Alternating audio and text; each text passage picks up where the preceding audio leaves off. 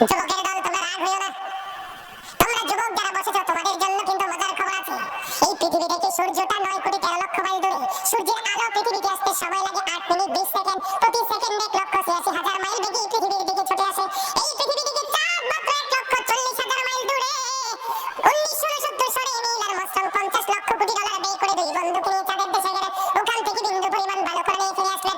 আপনার আমার নবী এই পৃথিবী থেকে 1,40,000 মাইল দূরে চাঁদকে ইশারা করতে দেরি, চাঁদটা দুইটা টুকরা হইতে দেরি হয় না। এই জন্য নবীর সাথে প্রেম করতে হবে জান দিয়ে প্রাণ দিয়ে। যারা নবীর ইজ্জতের চাদর ধরে টান দেবে, তাদের সাথে কোনো ধরনের প্রেম করা চলবে না। নবী বলেছেন হাদিস শরীফের মধ্যে এসেছে, ওয়াইয়াকুম ওয়াইয়াহুম লা ইউদিল্লুনাকুম ওয়া লা ইফতিনুনাকুম। তোমরা তাদের থেকে দূরে থাকো, তাদেরকেও তোমাদের থেকে দূরে রাখো। কারণ তাদের সাথে মিশলেই তোমরা পথভ্রষ্ট হবে, ফিতনায় পড়বে। তারা যেন তোমাদেরকে পথভ্রষ্ট করতে না পারে, ফিতনায় ফেলতে না পারে। তাদের থেকে দূরে থাকো, তাদেরকেও তোমাদের থেকে দূরে রাখো।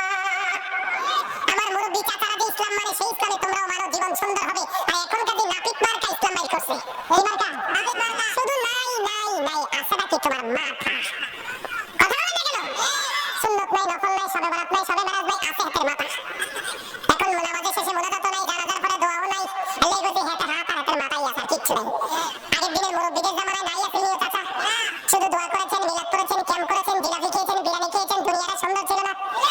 এক সপ্তাহ পরে দাদির বড়ই গাছের তল থেকে বড়ই টুকায় খাইছি। কয় সপ্তাহ? জঙ্গল এখন তো মানুষ রূপী হনুমান বেশি বাইরে হইছে, ঠিক কিনা বলেন? গাছ গাছরা কাটটা হমান করে দিতেছে, ঠিক কিনা বলেন? হিংসার কারণে। আমার দাদার আমলে বন্ধু জঙ্গল ছিল, বড়ই গাছের নিচে আগাছা ছিল।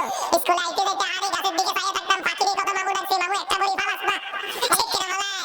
পাখিরে কত মামু ডাকছি, কত খালু ডাকছি, মামু একটা বড়ি ফালাও না। ছোট্ট থাকতে গল্পটা আপনি আমার এই দাদা ভাইরাও করছে। এটা শুধু আমরা করছি না, কিও না মিথ্যা বলছি? কত খালু ডাকছি, মামু ডাকছি, পাখিরে কোন বড়ি তো পড়ে না, বিরক্ত হইয়া জঙ্গল ঘুরছি। এক সপ্তাহ পরে বন্ধু বড়ি এক সপ্তাহে পড়েছে, এক সাইড বন্ধু চাপা হয়ে গেছে।